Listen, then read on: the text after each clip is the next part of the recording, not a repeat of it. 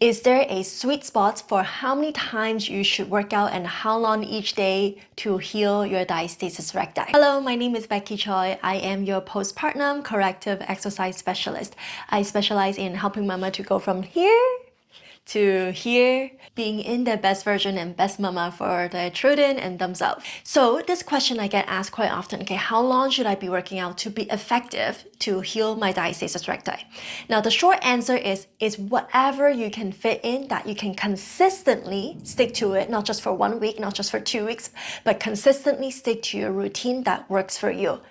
So that would be the short answer. But I would give you some guidelines on like, okay, what's realistic? What's the expectation here, right? Of course, the lower amount of workout you do, if you just do like 15 minutes a week versus somebody who does 15 minutes every day, it's very different, right? And also give you an example of myself on how I healed my own diastasis recti, and then walk you through how my clients heal their diastasis recti in 4 months. It's so hard for you to work out for 1 week and then you lose that momentum, whatever reason, maybe baby's crying, whatever, then you cannot stick to it. If I tell you you have to work out 45 minutes a day for 6 times a week, you're probably gonna roll your eyes and shut off this video and say goodbye to me, right? It's not possible for most of us moms, and that's why I created my program that is realistic for most moms here. I am a mom of two too. I know how difficult that early stage and also the toddler stage and the preschooler stage, and now they are almost in the school, like the grade school age. Like they are transition and they're a different season in your life right now, and they change very rapidly. So you do want to adapt to your schedule,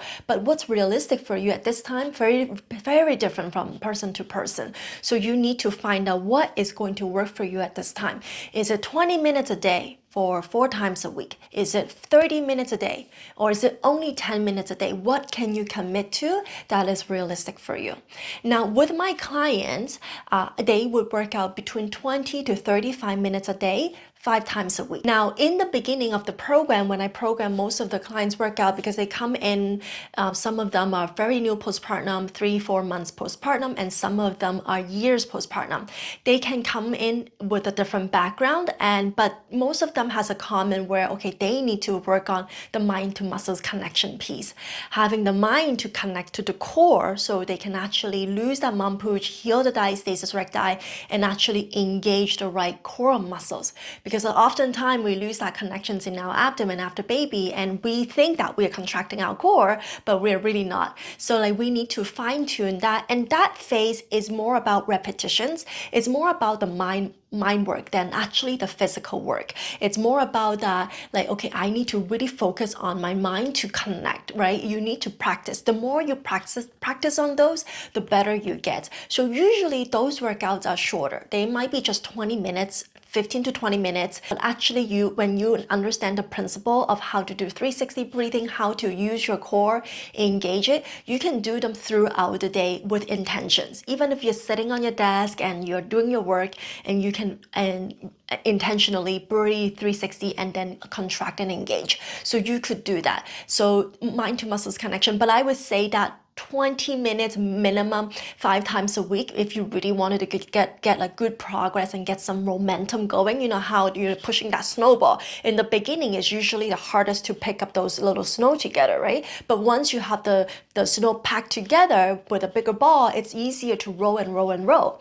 So same idea here. You need to practice more in the beginning, and then later on in the program, and that's where I would challenge the clients with harder core exercises, or like with level 2, level 3, or level 4 core exercises to challenge their core. And not only that, I would incorporate cardios and weightlifting exercises into part of the program that is about 20 to 35 minutes long. So in the beginning, I would say it's about, in the first month or so, it would be about 20 minutes, and then you can do as many times as you can throughout the day. If you can't, 20 minutes bare minimum, and maybe 5 times a week. You can do up to 7 times a week, because these are not vigorous, like you're sweating, your heart rate's pumping. These are not those type of exercises. They are a lot more gentle. And then later on, when you get to cardios, right, those might be 5 times a week, right? Cardio with core and with some stretching, and I'm not just talking about cardios, but like some stretching involved, because your posture is obvious you're slouching, or maybe you're overarching, you have an anterior pelvic tilt, and your thoracic area, like your ribs areas are not very mobile. So we need to work on that to heal your core.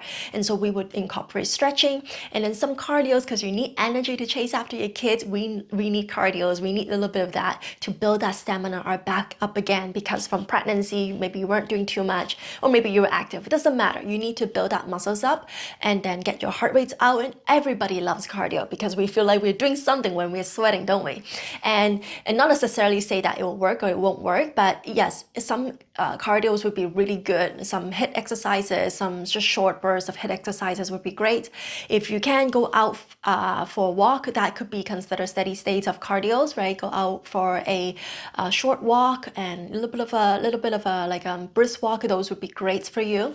And then some weightlifting components. So weightlifting components, usually because we're lifting weights, they are typically a little longer, maybe 35 minutes long, right? So that would be that length. So from 20 minutes to 35 minutes, 5 times a week. If you're like, oh, Becky, I can't even commit to 5 times a week, it's just not possible where I am at this season of my life, I would say 3 times a week would be the minimum that you should aim for.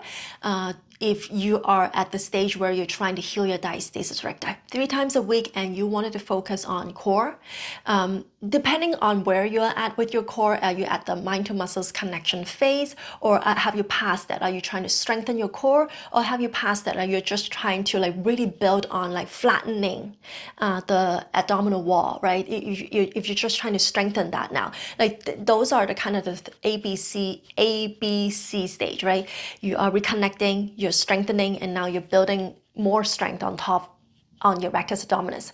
So we're looking at that. Like if you're looking at in the beginning, right, the A stage, okay, more exercises would be better. If you're looking at the B, right, you're strengthening, okay, maybe try to do 4 times, right? But if you're later on in the phase, then maybe 3 times, 2-3 times. If you're like me right now, I have, I'm 5 years postpartum, I'm almost going into 6.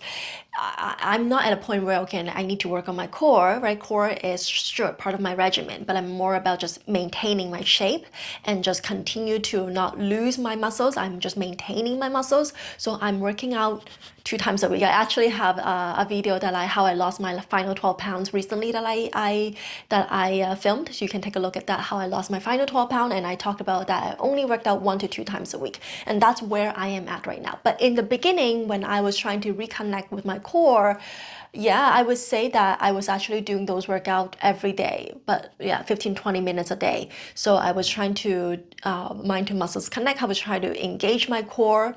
I have to say though, I didn't know what I was doing at that time. You can find out in how I healed my severe diastasis recti twice in this video here.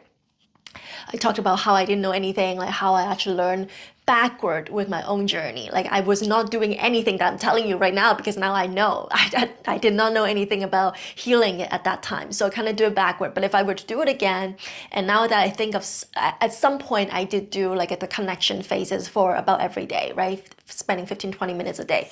And then cardios, I would say I was doing HIIT workout for about 5 times a week. That really helped me to lose weight.